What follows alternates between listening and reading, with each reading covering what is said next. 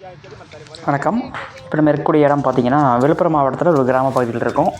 இங்கே கடந்த 3-4 மாதத்துக்கு முன்னாடி வந்து பார்த்திங்கன்னா இந்த கிழங்கு பயிர் நட வைக்கும்போது குச்சி வைக்கும்போது வந்து பார்த்திங்கன்னா நம்மளோட இயற்கை உரமான இந்தியா க்ரோ பிராண்டில் வந்து போஸ்த்ரா அண்டு க்ரோ மேஜிக் அது யூசேஜுக்காக கொடுத்துருந்தது. ஜஸ்ட்டு ஒரே ஒரு டோஸ் தான் கொடுத்தது, எக்ஸ்ட்ரா கொடுக்கல. Second dose, third dose, fourth dose கொடுக்கல. ஒரு டோஸ் மட்டும் குச்சி நட வைக்கும்போது மட்டும் ஒரே ஒரு டோஸ் மட்டும் அங்கே இயற்கை உரத்துக்காக நம்ம பயன்படுத்துறதுக்காக நம்மளோட கொடுத்தது.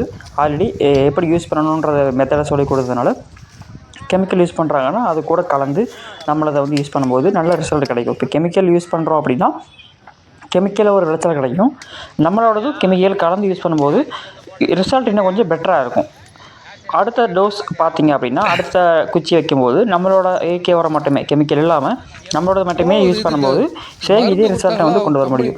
ஃபஸ்ட் டைம் மட்டும் நம்ம அப்படி யூஸ் பண்ணிவிட்டு செகண்ட் அடுத்தடுத்து யூஸ் பண்ணும்போது நம்மளோட மட்டும் யூஸ் பண்ணும்போது நமக்கு விலை, அதாவது